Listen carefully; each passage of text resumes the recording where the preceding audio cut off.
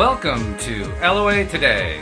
Walt and Anne-Marie McEwen here. Today is Sunday, January the 6th, 2018. It's 8 p.m. in New York. Los Angeles, it's 5 p.m.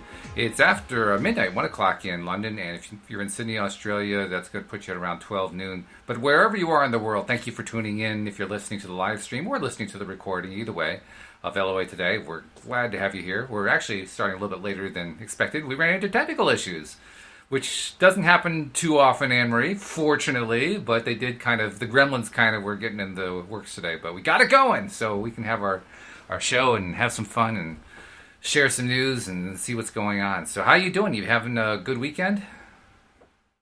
Yeah, I'm having a great weekend. I had a great holiday. I had a great New Year's. Everything is good. I cannot complain. I am blessed and happy, and healthy. So that's great. And it's all good. It's all good. How about you? That's the way to start a new year. Everything working great. I love that. That's good.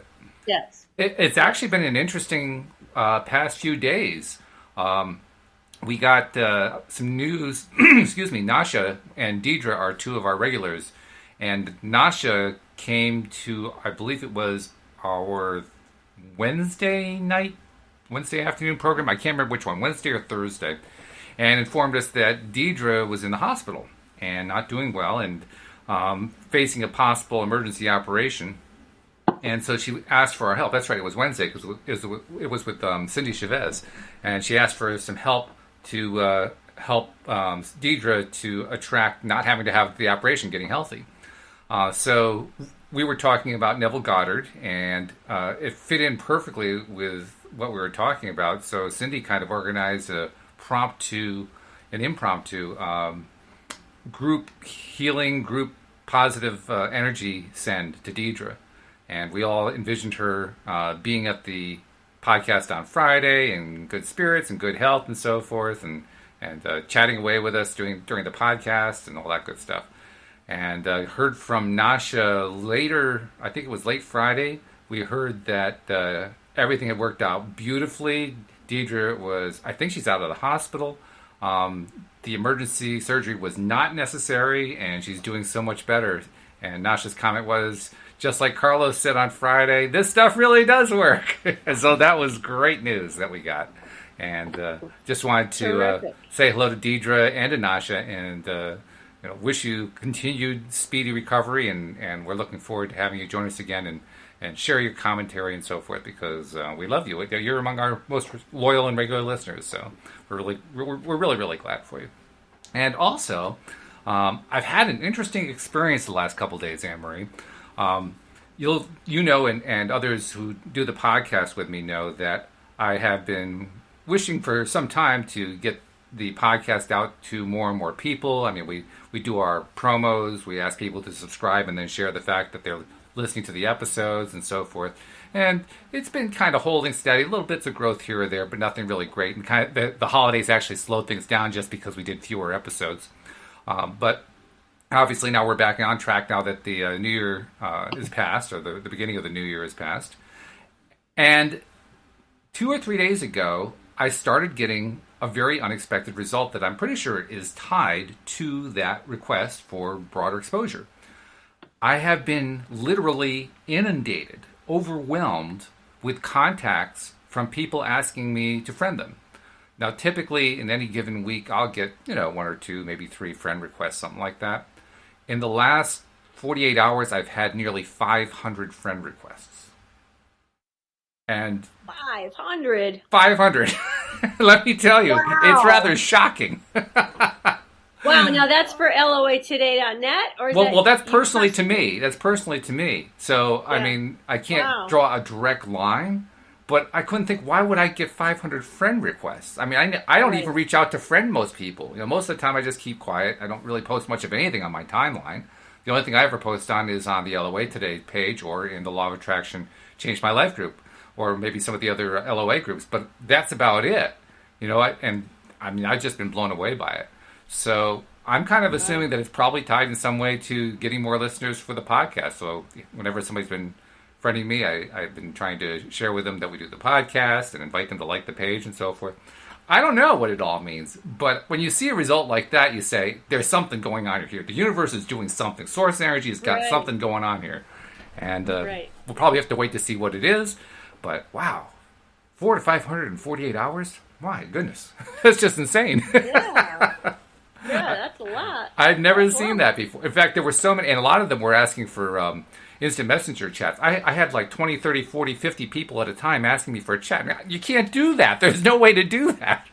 So, Oh my goodness. so Wow. I made like this video to explain, hey, I'm getting too many requests here, so I can't do instant messenger chats with all you guys. And I've been posting the video to everybody who asked for it. Just otherwise, I can't get through the day. I currently still have about 250 unresponded friend requests. I just haven't been able to get to yet. That's the way my weekend's My been going. goodness. Wow. I mean, it's crazy. So, Wow. I mean, we'll have to see what happens, but this has just been Well, remarkable. good luck with that. Yeah, I don't even know what to make of it. I mean, it's strange. It's crazy.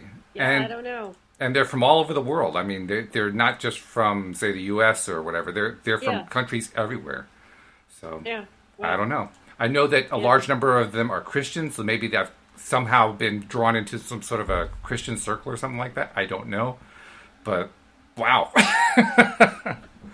Just And you really couldn't something. tell. You couldn't detect any similarity between them at all.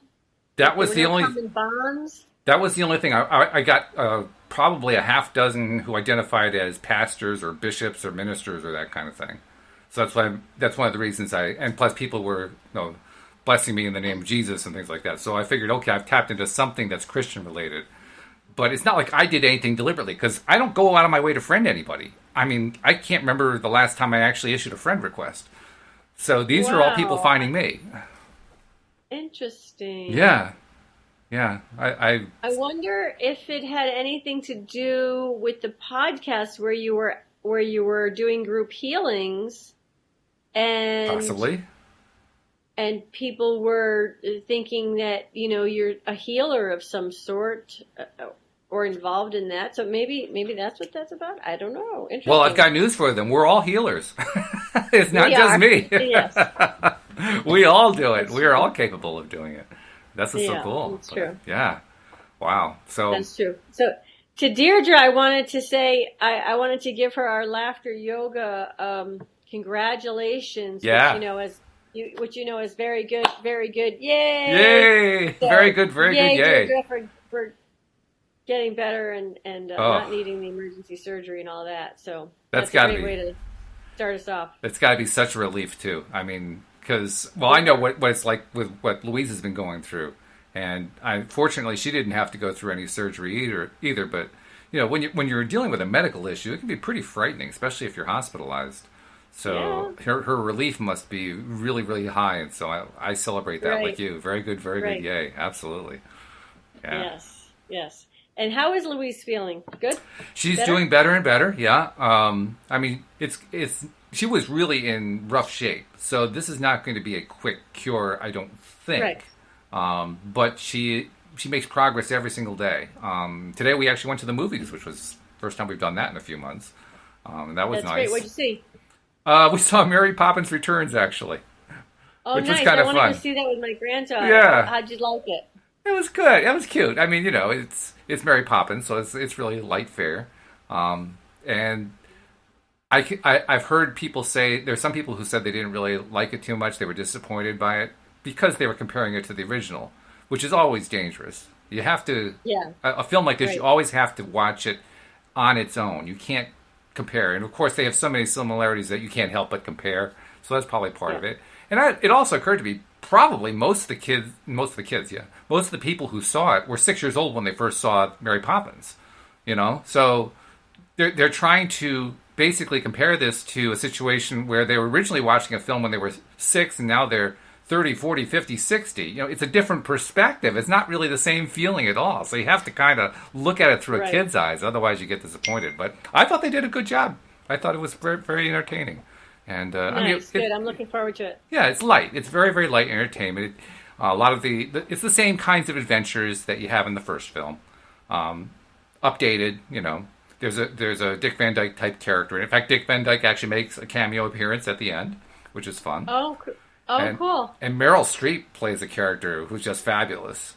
Just really, Oh. yeah, one of the fun Mary Poppins visit scenes, where they go off and Oh, do something nice. I didn't magical. even realize she Yep, was in she's it. in it, and Nice. Angela Lansbury makes an appearance toward the end as well, and sings. That's the first time I've heard Angela Lansbury sing in a long time. So yeah, that was good. Wow. It was fun. Nice. Yeah. Nice. Well, I'm looking forward to it. My granddaughter and I are spending a lot of time together now, so Hmm. I guess that comes because I wanted to spend more time with her. So here it is. There you Every go. day now, 2 o'clock, I pick her up from the bus There you go.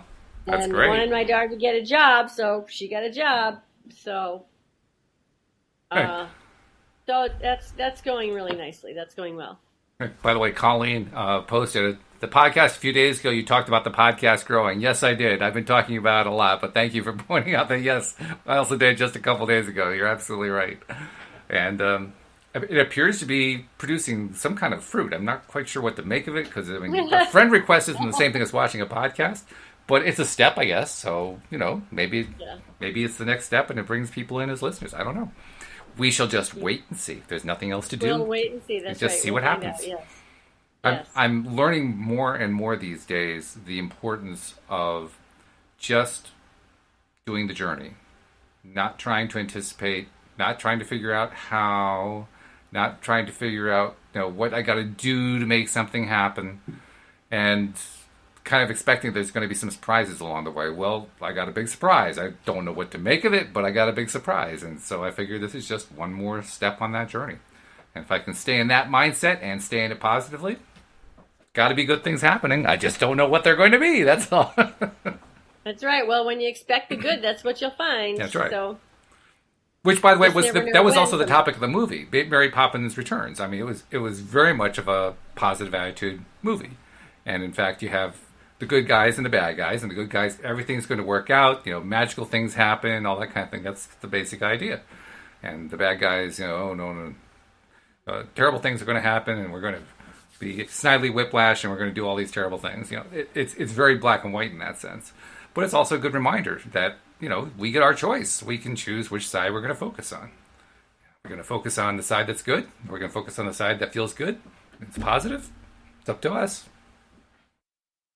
Right, right, and that's the whole thing is your perspective on everything is your perspective. It's like Hmm. I was listening to Wayne Dyer this morning, and he was talking about, and he was quoting somebody else, even I don't remember who, and it was, how do you see the world? Do you see the Hmm. world as dark and ominous and evil, or do you see the world as getting better and people growing more and more in harmony? And how do you see it? I mean, it's a sort of a basic question, but it will telltale which way you're pointed.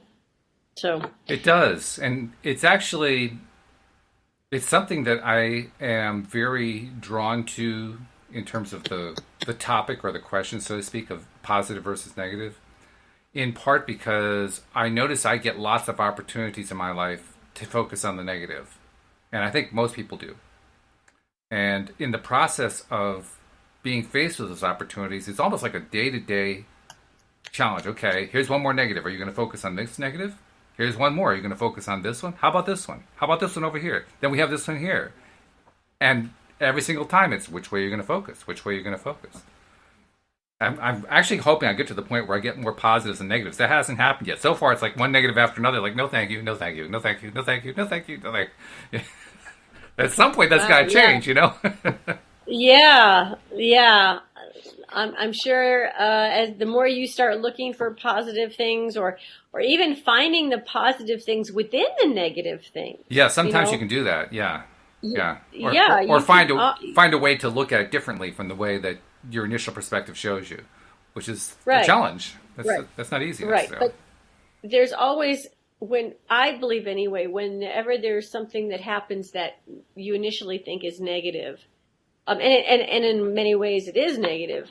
If you look for the positive, Hmm. you'll ultimately find it. Now, Hmm. sometimes it may take years for you to actually find that positive or see the positive thing that came out of that negative circumstance. But Hmm. usually it comes out pretty soon. Usually you can find it if you look for it. But most people don't bother looking for it. They just keep complaining about what it is that happened that was so terrible.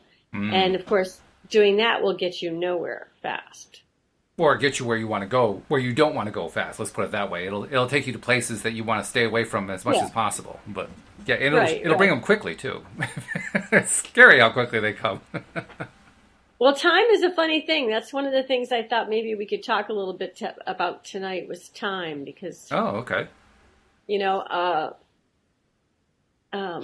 in listening to Wayne Dyer talking about different philosophies and principles you should have in your life, it talked about don't die with your music still in you, and it's like, what do you have a passion for? What makes you sing, Right. And the more I thought about that, the more I thought, well, I think in due time, I'll be able to really see that in a bigger way. Right now, I feel like I'm doing it, but in sort of a smallish way.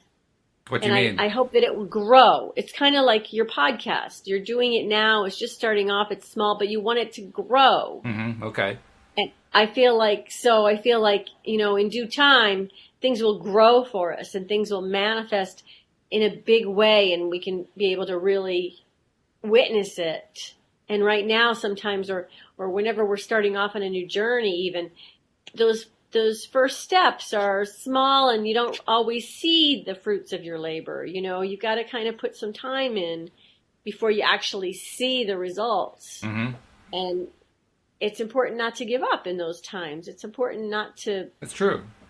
Not to worry about the eventual outcome, but to have faith that you're going in the right direction, and as long as you keep moving. Right. That's my message for today. As I went on my jog today, was like, you've got to keep moving. No matter what, just keep moving. Mm-hmm. Yeah, that's true. That's true. And in fact, whenever we talk about stuff that's regarding negative meaning things that we don't want, we choose X, but we don't choose Y, and all the Y's we want to keep the Y's away.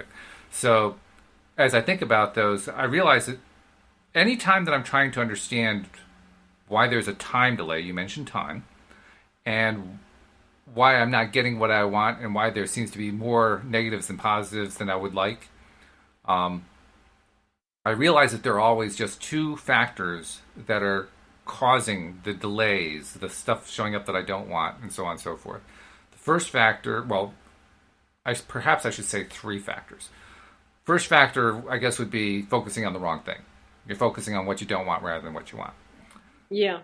Second factor would be focusing on what you want, or seemingly focusing on what you want. But as it turns out, you're actually focusing on the lack of what you want. And that's usually the way we start our requests. We don't usually request things that we already have. We try to assume the feeling of what we are of already having it, but we don't usually already have it. So in a sense, at the moment we make the request, we're in a position of lack. And then what we're trying to do is we're trying to get ourselves into that feeling of having rather than the feeling of lack. So the feeling of lack might be described as the second cause of something not showing up that we want to have to show up. And then the third thing would be any other kind of resistance that we put up that makes us doubt or in some way focus on the opposite, or focus on or cease our focus on feeling good most of the time, because that you have to be in that good feeling place. That's why we do your daily dose of happy, because we want to encourage everybody to be in that happy place. So not being in a happy place is where we tend to be focusing on the wrong stuff, and in the process of focusing on the wrong stuff, we get the wrong stuff. So it becomes like this, it's the negative vortex. That's what we call it, right? So, vicious circle. And really, 3 and 1 are really the same. Two ways of saying the same thing. So it's focusing on lack and focusing on the wrong stuff. Those are the two ways I would describe it.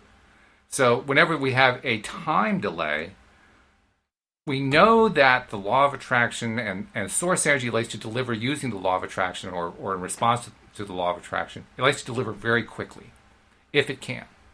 So the only reason it's If not it going to get can, fixed. and that's where I notice there are some things that take time to pull all of the elements together.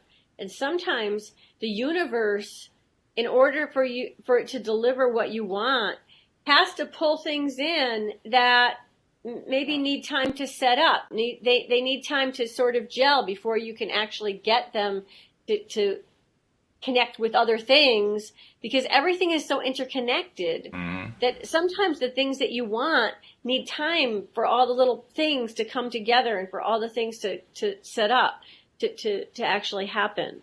So I think sometimes the universe just takes time sometimes to deliver things. I know Abraham says, oh, you can have things immediately, but I think it depends on what it is. Well, I would say with those things that require time to set up, I understand what you're saying, and certainly I thought about the same thing myself. I think with that situation, we could describe that as a series of resistances that are in the way.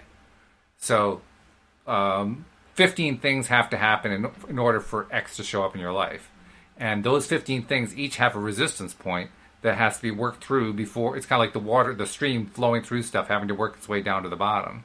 So you have resistance points every step of the way.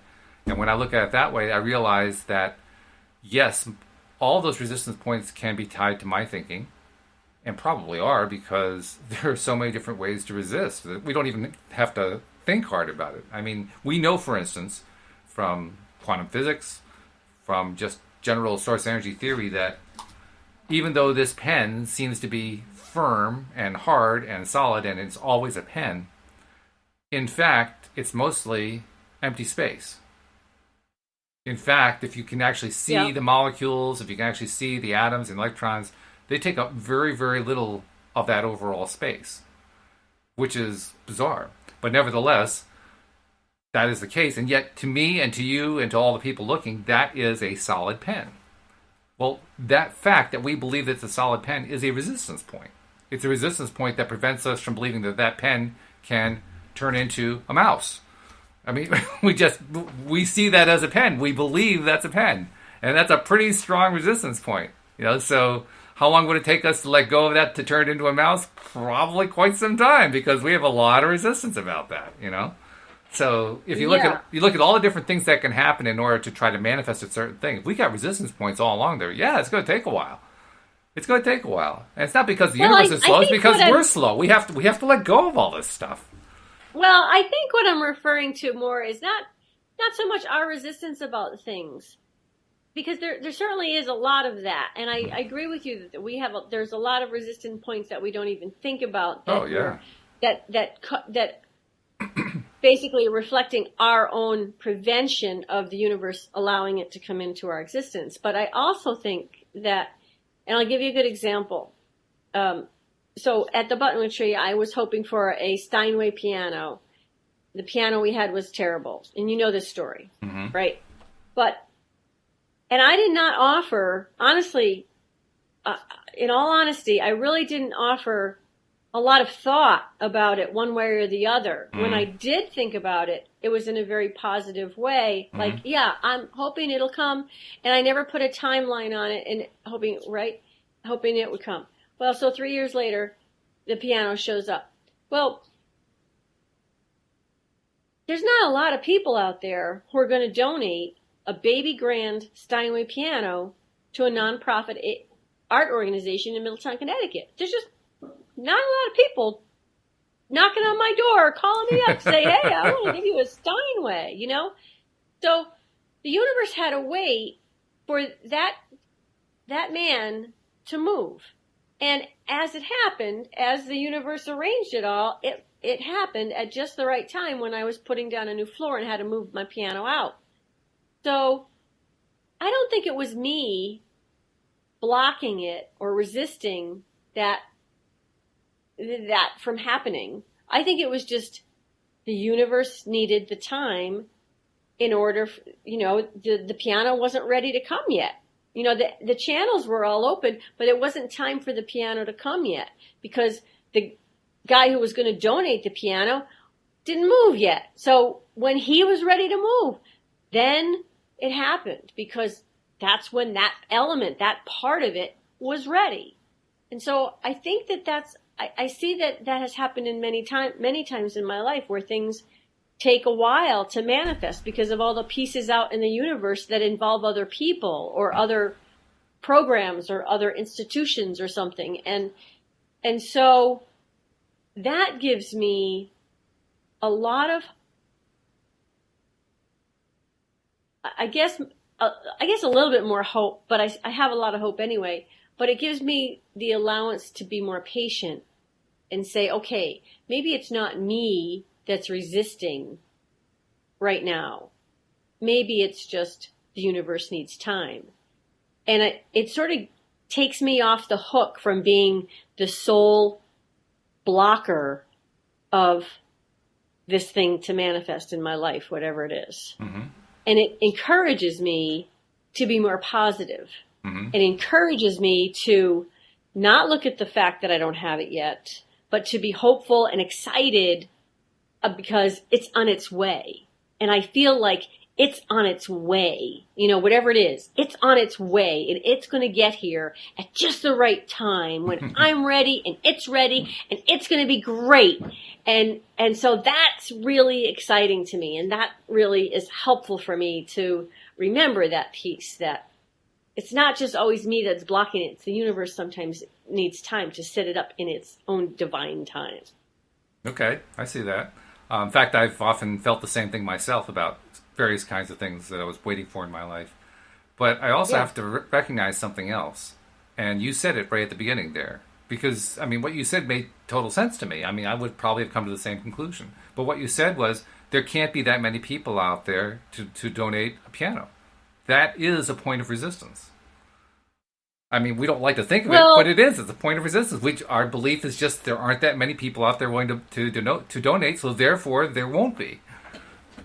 Well, I'm just saying. I thought to myself, but I didn't really think to myself, there aren't a lot of people out there who want to donate a piano. My thought was, there is somebody out there who will want to donate a piano. Mm-hmm. I had to have that hope, and I had that hope, and I had that persistent belief that there was somebody out there who would donate a piano. Mm-hmm. Was I thinking to myself, there are thousands of people out there who will donate a piano to me? No, but I was absolutely sure that there was somebody out there who would donate a piano. So I see what you mean about resisting because there wasn't a lot of people, but I had the belief that there was somebody out there. And I don't think we hit those resistance points intentionally at all. That's one of those points that just kind of slips in there. And I think there are a lot of those. There are a lot more perhaps than we even recognize. For instance, you mentioned that you were very hopeful that someone would donate the piano. And that's a good position to take. It also has a small degree of resistance with it. Because hope isn't at the very top of the scale. It's near the top, but it's got a little bit of resistance in there. Well, so there's another resistance point. Is that all by itself a resistance point that will stop a piano from showing up for 3 years? I can't say that. I'm going to guess that it probably wouldn't. But my point is there's yet another resistance point. These resistance points, they work their way into our understanding in so many ways that we don't even notice them most of the time. We don't even pay attention to them. We can hardly discern them. So I think that's why, in my experience, and probably other people's experience, I find that as I go through life and I'm wondering where stuff is and so forth, and then I find another resistance point, and I find another one, and then I find another one, and then I find another one, I say to myself, my God, how many resistance points am I going to run into here? And I get the sense of there's a lot of them out there, or actually there's a lot of them in here. A lot of them that, I just kind of take for granted because I always have, and that's what we do as human beings. I'm not saying there's anything wrong with it. I think it's just part of being human. But ultimately, I have to admit to myself, I'm the one who's blocking. I'm not doing it deliberately. I certainly wouldn't want to do it deliberately. I want that piano to show up. I really, really want it. Do I intend to put those resistance points up? Absolutely no. I don't even know what I'm doing half the time. Half the time, three-quarters of the time, I don't even realize I'm putting them up there. But I do. And I've learned that by recognizing that, I am able to move them out of the way quicker. Because now I'm not waiting for some sort of a fate to happen. I'm not waiting for some sort of, I have to be patient for some X amount of time. Abraham talks about how they're not really fans of patience. And I Right. see why. I mean, it does make sense. There's really no need to be patient except for the fact that we are self-limiting. And, that's just part of where we are in our development. That's all there is to it. That's as far as we've gotten. Do I want to get further? Yes. Am I trying to learn to get further? Yes. Am I getting better at it? Yes. Have I gotten there? Well, as Abraham says, you never get it wrong, and you'll never get it done. It's just That's right. I listen to that statement a lot in my head. You'll never get it done. So just keep on moving and keep on going where you want to go, and don't worry. yeah. I don't think it's so much that the universe has to take its time to get here, or that it needs to happen in its own way. I think it's that we need it to happen in our own way. I think the general example they give in The Secret, for instance, if you think about an elephant, all of a sudden an elephant showing up in your living room would be really, really inconvenient. So that's why you need to have that time delay in there. And that kind of touches on it. But I think what it really amounts to is if we had everything showing up immediately, would our human brains be able to handle it? Would they be able to handle what was going on? And I don't know. Maybe they could. But maybe they couldn't.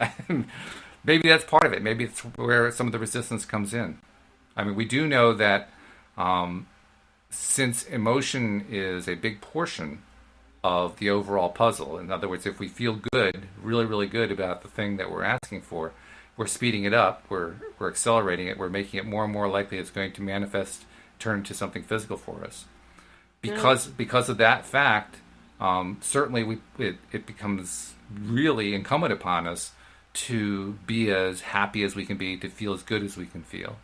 But nevertheless, we're still on this journey, and on this journey, we're learning things, we're developing, we're getting stronger, we're developing our skills, we're practicing, and I don't know.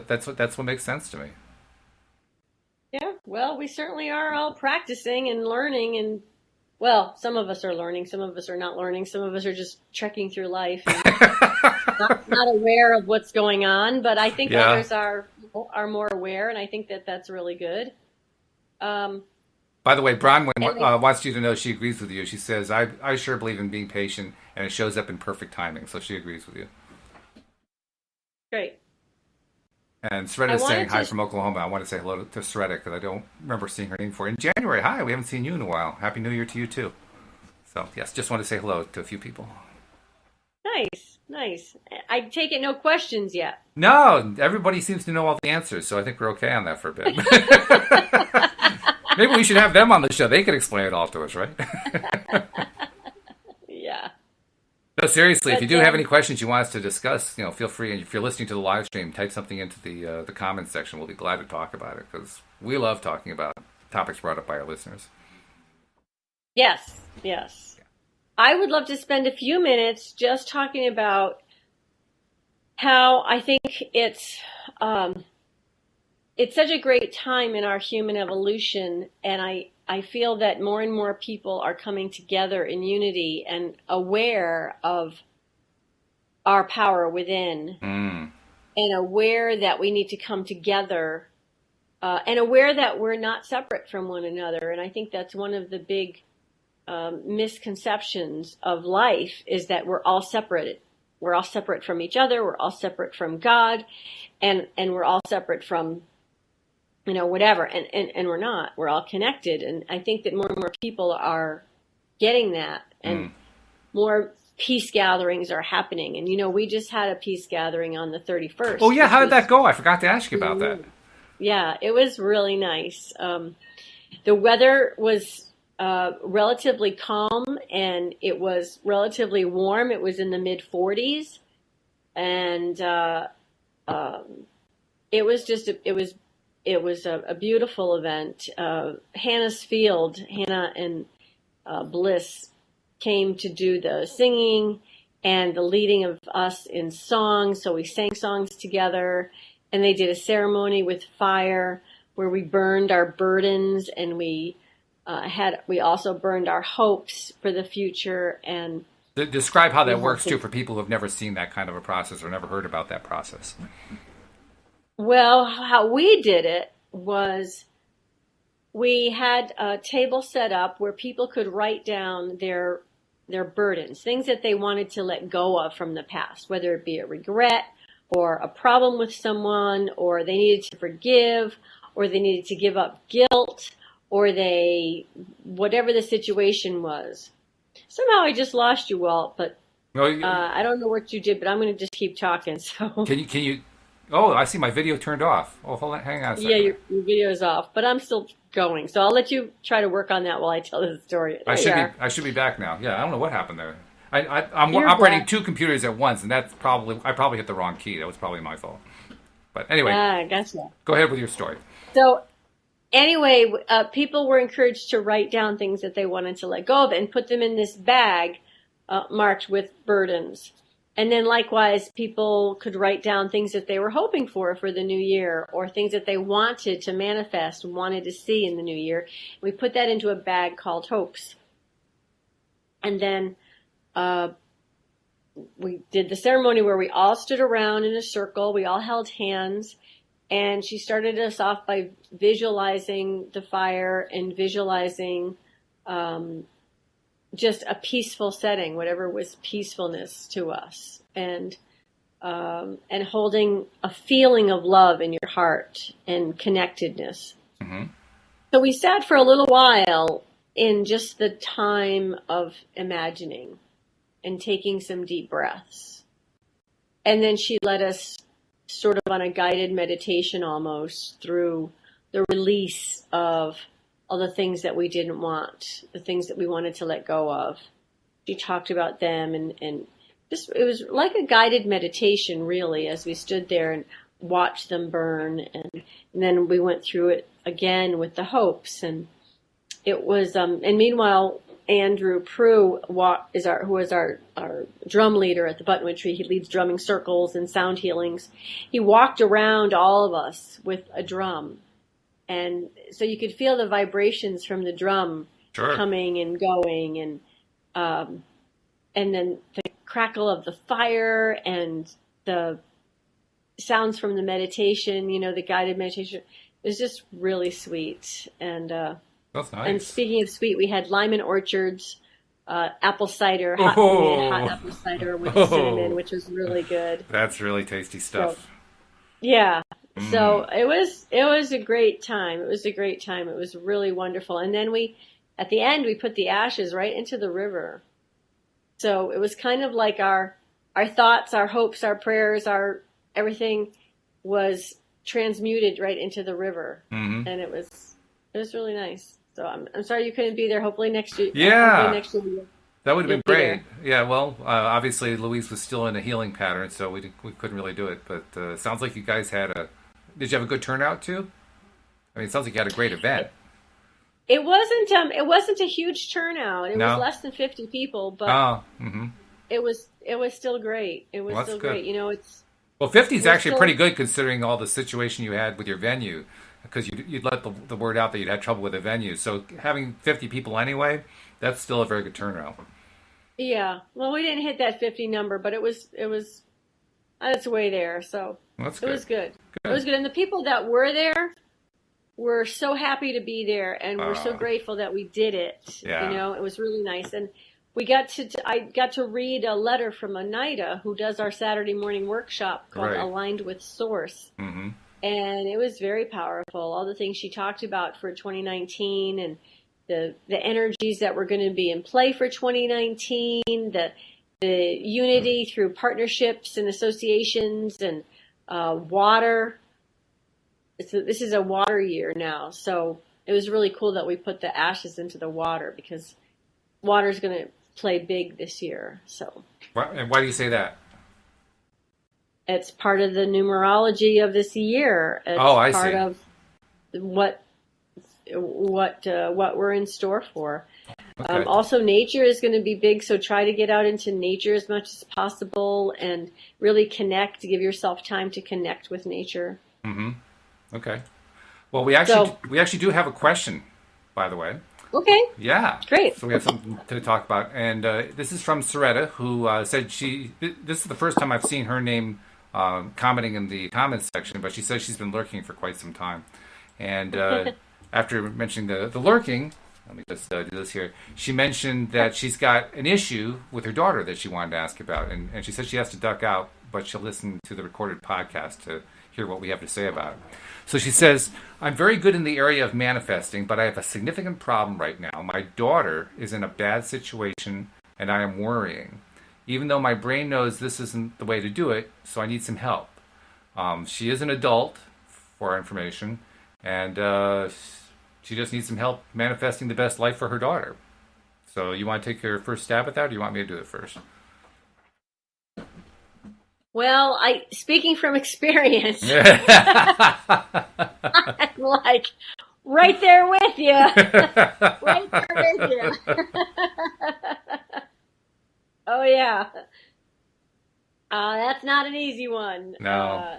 It's not an easy one because I think worry isn't just a natural part of being a mother or being a human being, that worry comes to us. And the trick is to let go of the worry as soon as you can recognize it. Absolutely. And replace it with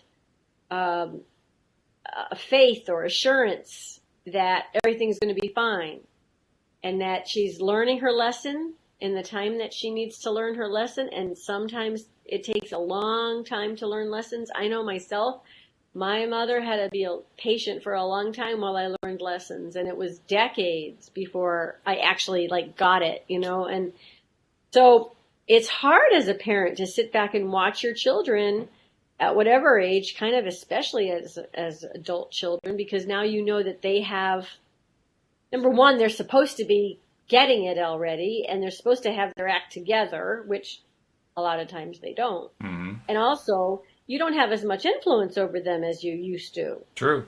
So, and you have to kind of give them their room, and you have to kind of give them their space because they need to be independent, and you want to encourage their independence. And you want them to be independent. I mean, you don't want them to be dependent on you. Exactly.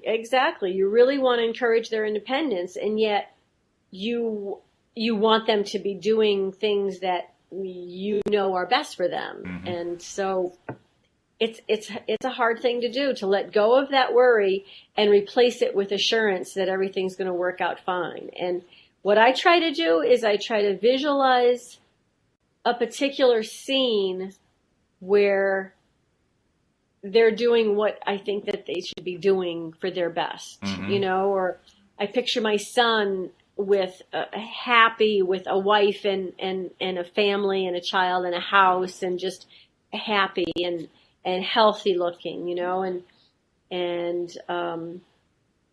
and my daughter, I picture her being strong and standing up for what she wants and being a very successful artist. She's an amazing artist, but she's not seeing all the benefits from that yet. So mm-hmm. she's got a lot to learn yet. So I kind of picture them being where I want them to be. Right. And it's not easy, so good luck. Yeah. I don't know. What do you think? I agree with you. I think you're absolutely on the right track. Whenever you're talking about two different people involved in the same situation, you're talking about two people who have independent individual wills. I mean, you mentioned earlier how we are all interconnected, and that is true. And simultaneously, we're all individuals. We are both. We are connected, and we are individual. We are all part of the same, and we are unique at the same time, which is right. Which is quite a concept, but it's true. And because of that, the fact that we have two different people involved, first of all, it means sometimes the wants are not going to be the same. Depending on how close you are to each other, if you're really close to each other, then even if the wants aren't the same, you're probably both respectful of the other and both wanting what the other person wants for them rather than wanting what you want for them. But that's also a good thing to look at sometimes. I mean, if you can look at it honestly and realize, well, what I'm wanting for her is really something she doesn't want for herself, then you got to take another look at the picture and see how can you support her in what it is that she does want, which is, again, another challenge situation. I mean, sometimes parents think that, they don't like the wants that their kids have in mind, especially their adult kids. That's not the thing they should be wanting. They should be wanting this thing over here. And the kid is saying, no, no, no, I want this over here. Well, you can't, that's not likely to happen. You should be wanting this thing over here. Oh, no, no, I want this thing over here. And that's hard. It's hard. It's one of the things that's involved here is trust. Because when you're a parent and you're dealing with a child before they become an adult, that child needs to trust you completely. And to the degree that that trust is there, you're able to succeed helping them grow up as a parent. When they become an adult, actually, in the process of becoming an adult, that trust also becomes two ways. Because to the degree that the parent is able to trust the child is the degree to which the child is empowered to grow the way they need to grow. I mean, it's a hard thing. We want them to grow a certain way, but we also have to trust who they are inside to grow in the way that's right for them. And the two don't always dovetail. They don't always follow the same path. So that's where a lot of the challenge comes in. But I agree with you. The best thing to do is to kind of hold that child, that adult child in your mind, kind of create a space for them of their highest positive good and try to hold it in terms of what they think their highest positive good is, which is not always easy to do, but try to figure out what is their highest positive good, perhaps the one that you feel best about, that you can imagine them in. Because what usually happens when we are feeling a very high level of concern, worry, that sort of thing about a person in our family is we have, as human beings, a tendency to look at all the things that are going wrong, the things that we wish they were doing differently. And we forget in the process what the picture is of what it's like when they're doing things that are to their own best good, that we love about them and that they love about them. We forget what that picture looks like. We get really good at looking at the other picture, the one that says, well, they really should be doing this and they really should be doing that, and I wish they were doing that, and why is she doing that, and why is she doing that? That's the wrong picture. That's the picture that gets you into that negative vortex in the first place. So that's the big challenge. To what degree can we get them into that mental space where we're just holding them there and saying, I just want the best possible result for my daughter that matches up as well as it can to what she wants in her life. And just focus on that and believe in that and feel good about that. That's what I did with Louise. When Louise was going through this big medical situation, which turned out to be a thyroid issue, a hyperthyroid issue, and it was a pretty severe one too. I mean, from what we've heard, a lot of people have thyroid issues. We've been learning a lot about that. I didn't know this. Did you know 1/4 of all adults have thyroid issues? 1/4, and a lot of them don't know it. I didn't. I was blown away by that, but that's what that's a lot. the last we've seen a lot of doctors. That's what the most recent doctor told us, 1 out of 4, and it's fascinating that there are that many. But there are some people who really kind of suffer. They get the kind of the rough end of the stick, and that's what Louise has been getting. I mean, because she's really been suffering. We told this particular doctor, he was a cardiologist, what it is that she's been going through, and he says, "Wow, you've been dealing with that. That's." Like it was unusual. Like what we were going through was really pretty severe for somebody with a thyroid issue. Yeah. So there was a lot there to deal with, a lot to be frightened about, a lot to be scared of. And yet, in the face of all that, both of us, particularly, and I don't remember if I told you the whole story. I know I told everybody on the podcast, but early on where we thought that there was a possibility it was Parkinson's disease. Yeah, no, you told. Yeah, I know. I did tell you that. Okay. I know the story. Yeah. Yeah, and everybody else does too. I told that story recently. But when we thought it was Parkinson's disease, because we had both watched my father succumb to symptoms related to Parkinson's, I got this huge desire to help her, because I definitely did not want to see her go through the same thing my father had gone through, and I knew I had enough presence of mind to realize that I couldn't keep focusing on, no, I don't want her to have Parkinson's disease, because that would be the wrong track. I had to focus on Louise being healthy, Louise being energetic, Louise being lively and doing all the things that she loves to do, and just thriving in life. That's the image that I had to grasp and to hold on to. And it was a challenge, because when you're in the midst of something like that, that's not so easy to do. But I did it, and one of the things that made it relatively easy for me was how much I love her. So, I mean, I didn't have to build the passion up very high. That was just kind of right through the roof, right there. Right. All I had to do was just kind of ride the tiger, so to speak. And the way I rode the tiger was by grabbing a photo of the two of us about, 15 years ago when we were in Seattle. And this photo, I mean, we're both smiling, we're happy. You can just tell we're just having a great deal of time. So I was visioning her in that photo. That's the way she was in that photo. That was the way I was trying to get her to be. And it works. That's great. We know what the result is. The result's been fantastic. So yeah. That's what I think you have to do with the daughter, too. You just have to find that really, really high place. Take advantage of the fact that you love her so much. Use that as the way to build passion up. And then direct that passion in the positive direction. Whether or not she's going to be receptive to it is another matter. But if your relationship has any good to it, and it probably does, then, yeah, it's going to help her. It's going to help her tremendously. So, yeah. I mean, we're saying the same thing. I'm kind of saying it in a more long-winded way, but that's what you got to do. Got to hold her in that high-flying place. Yep.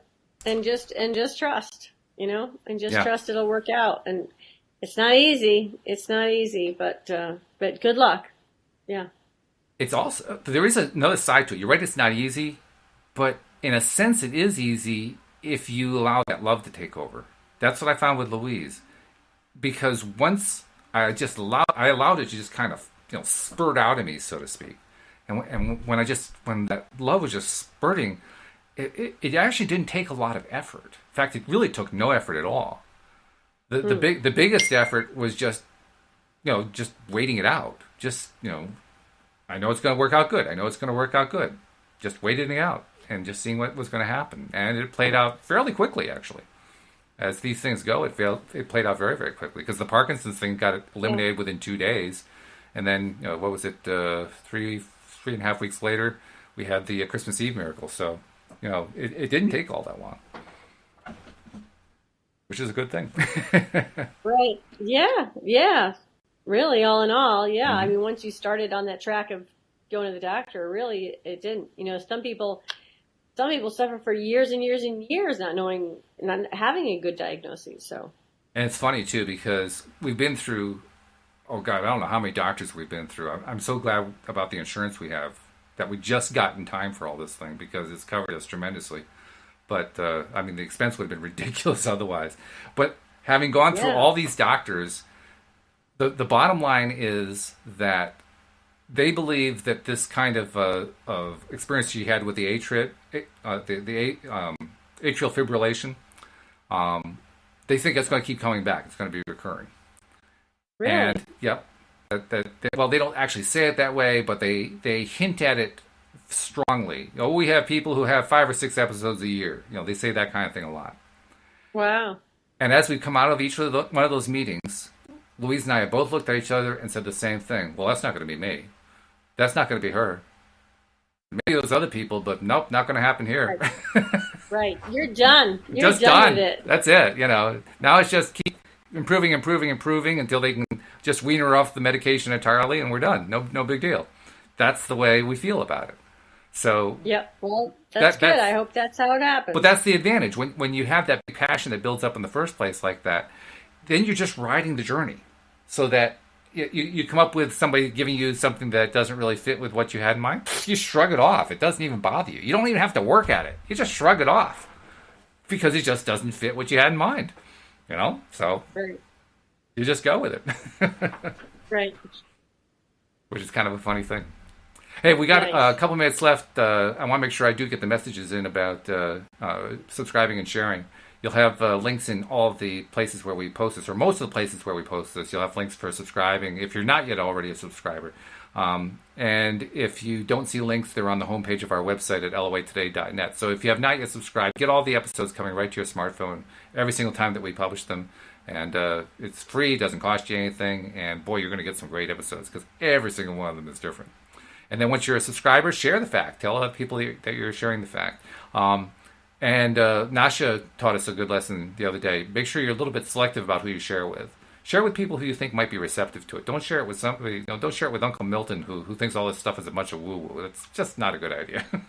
You're not going to accomplish anything good. You could get yourself in trouble with Facebook. Don't give yourself that problem. Just share where you think there's some receptivity, and Right. you can like all you want, you can comment all you want. That's all great. Just be careful where you share it because we don't want to get you in trouble anywhere. So those are the two. Yeah, you got to be careful about that kind of stuff. Yeah. And Actually, how can they get your book? oh, that's true. I haven't advertised the book in a long time. Well, the book's available in Amazon. That's probably the easiest place to go. And just do a Google or not a Google, do an Amazon search for Your Daily Dose of Happy. It'll pop right up. It's available both in paperback and in Kindle. And Anne Marie has a story in there, as does her husband Mike. So she is a co-author. That's probably why you thought of it, isn't it? Because you helped write the book. And I was thinking, and as a distributor too, people can go Oh, to that's the true. Buttonwood Tree Oh, and yeah, that's purchase right. it there. Yeah, anybody who's in So, Central Connecticut area, absolutely. Go to the Buttonwood. right. Yeah. Yeah, if you're in Central Connecticut, right, anywhere near Middletown, right, you can come there. You can come see our events at buttonwood.org. And if you go to my Facebook page, actually, the Buttonwood Tree, or Anne Marie Kanata McEwen, you can see pictures from the Fire of Hope. Oh, nice. Yeah. Very good. Yeah. What's coming up now? I mean, do you have any particularly interesting events coming up that people should know about that we can tell in the last couple minutes here? Well, we have a really big event in April. On April 5th, we have a big Celtic rock show coming up. Ooh. That's going to be a lot of fun. Okay. But we have the 14th Annual Composers and Improvisers Festival, which will be January 19th if you're into improvised jazz. 3 big names in that world, Joe Fonda, Kevin Norton, and Taylor Hobynum, are going to be doing a long night of music at the Buttonwood. And so you can Very find good. out more at buttonwood.org. Or email me at thebuttonwoodtree@gmail.com. And you live stream some of these, don't you? I've seen sometimes do. you take your phone, you're live streaming some of the events. We do. So Yeah. you can always, if you friend us on Facebook or follow us on Facebook, you can tune in sometimes and see. Yeah. So feel free to friend me on Facebook and let me know you want to connect with the Buttonwood Tree. Yeah, that's good. Considering most of our listeners are around the world, that means anybody could listen in just by knowing how to find Yeah. that live stream. So Yeah, that's no, why I that's wanted true. to mention that. We have a violinist who plays with Loggins and Messina. Oh, no kidding. You're old enough to remember Loggins Absolutely. and Messina. These 20-year-olds probably don't. But yeah, so that's going to be a nice show. I believe that's on January 25th. Gary Oliar. Mm-hmm. I never heard of his name before, but he came to the Buttonwood Tree as part of another trio earlier, and it's like, wow, you are amazing. Like, just some people who have played for 30 years or 20 years maybe, who have been on tour all around the world, and they played with stars and, real professionals. Oh, yeah. They just have this air about them of such, number one, it feels so nice. Mm-hmm. They're so kind and humble, and I mean, not all of them, but certainly the ones that I've met, these are like common traits among the big ones, is they're kind Right. and they're humble and they're gracious, and they just reek of pure positive energy. Oh, nice. And the music they produce is just stellar. It's just so enveloping and makes you just feel so good. Just listening to the music, you just Right. feel good. Yep. So, And so Kenny Loggins, some of my favorite songs are by Kenny Loggins. So anybody who's Really? playing, oh yeah. Well, one of my favorites is Footloose, which was also the movie from many years ago. right. And plus, right. he did both House at Pooh Corner and Return to House at Pooh Corner, which are both really cute. Very, very, make you feel good songs, positive songs. They are. Yeah, I love both of them. They are. Yeah. Well, you'll have to come to the show. You'll enjoy. Yeah, his that'd be music. fun. That'd be really fun. So, Yeah. Well, great. That's good to hear. Anything coming up specifically this week? This weekend. I can't remember what's coming up this weekend. I don't. No, that's all right. I was just asking you off the top of your head. If you can't think of it, that's no big deal. I was just going to. I can't. I know we have an art show on a Sunday coming up. Okay. Sunday the 13th. Actually, a week from today, from 2 to 4 p.m., we have an art show. Okay. Well, sounds good. I know. On so Friday we have a really nice jazz quartet, and then on actually quintet, 5 people, and Oh, then on nice. Saturday we have some of my friends coming back, Indigo Soul. They play like Ah. R&B, bluesy music. She's a great singer and really Hmm. nice, kind of laid back, mellow kind of singer, and so that'll be a trio on Saturday and a quintet on Friday, a jazz quintet. Very Mostly good. standards, that kind of thing, things you can relate to. Very good. All right. Well, this has been great. We've used up the hour, but we had a good time talking. We got a nice question from the audience too. So all very worthwhile. Anne Marie, it's been great, and I look forward to talking to you again next week. Thanks, Walt. Peace, everybody. Love everybody. Thank you, Walt. Absolutely. We'll see you all next time here on LOA Today. Goodbye, everybody.